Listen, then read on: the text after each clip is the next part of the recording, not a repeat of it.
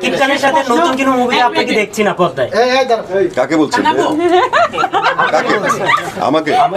আপনার কাছে সর্বশেষ প্রশ্ন, সেটা হচ্ছে যে বিগত সময় আমরা দেখেছি যে বাংলাদেশে যারা অভিনেত্রী আছেন তাদের টিকটক লাইভ এগুলো করার কারণে অনেকেই সিনেমা থেকে বাদ করেছে। আসলে তারা যে এভাবে মানে আচ্ছা একটা নাম বলেন যে কোন নায়িকাটা টিকটকে দিকে সুরঙ্গ থেকে বাদ দেওয়া হয়েছিল টিকটকের জন্য। এটা মিথ্যা কথা, এটা মিথ্যা কথা। নিজে স্বীকার করেছে এবং আমাদের দেলোয়ার হোসেন জন্টু ভাই নিজেও বলেছে যে সে টিকটক এবং হচ্ছে রিল করে এই কারণে বাদ করেছে। এটা আসলে আপনি কিভাবে দেখেন? আমি অন্য কাউকে নিয়ে আসলে কোনো আমরা সবাই কলিগ, আমি অন্য কাউকে নিয়ে কমেন্ট করতে চাই না। এখন তো সোশ্যাল মিডিয়ারই যুগ, এখন রিলস, বলিউড সেলিব্রিটিরাও তো রিলস করছে, সো রিলস, ভিডিওস, ব্লগ এগুলো যেহেতু ট্রেন্ডের সাথে তো আপডেট হতেই হবে। তো এটা করা আমি দোষের কিছু আসলে দেখি না, যে ট্রেন্ডের সাথে আপডেট হওয়া। সো আমি আচ্ছা ভাইয়া আপনারা ভালো থাকেন, ইনশাআল্লাহ আবার দেখা হবে। আচ্ছা নিজমের একটা আমরা ইতিমধ্যে জানতে পারছি যে আপনি কিন্তু শাকিব খানের সাথে সিনেমা করার একটা কথা ছিল, আসলে বর্তমানে আপনি শাকিব খানের সাথে কোনো সিনেমা প্ল্যানিং তো পুরো ওয়ার্ল্ড ওয়াইড আছে, আমাদের শিল্পীদের আসলে কোনো বাউন্ডারি নাই, হোয়াট আই বিলিভ।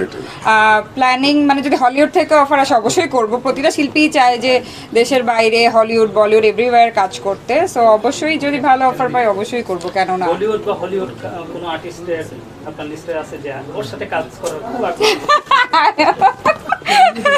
চাই তো সবাই আসলে কাজ করতে, আর এটা কি বল, এটা কি হবে?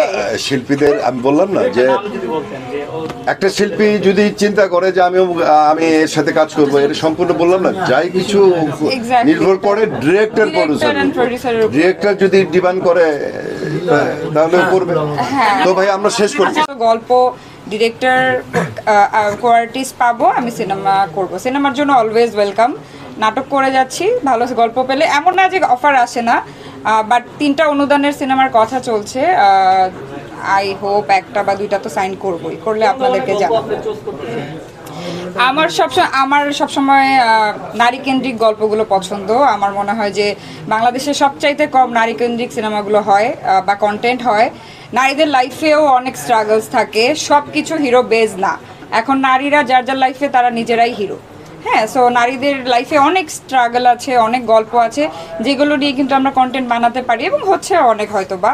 সো আমি নারী প্রধান মানে কেন্দ্রিক চরিত্রগুলো করতে বেশি পছন্দ করি। সেটা রবীন্দ্রনাথের কোনো ক্যারেক্টার হতে পারে, সেটা কোনো অ্যাকশন লেডি হতে পারে। সো এই ধরনের গল্পে কাজ করতে আমি বেশি স্বাচ্ছন্দ্য বোধ করি এবং আমি আশা করবো যে সামনে আমি এই ধরনের গল্পে কাজ করবো। যেহেতু ওটিটিতে কাজ করছেন, দেশের গণ্ডি পেরিয়ে কি বাহিরে কাজ করার প্ল্যানিং আছে?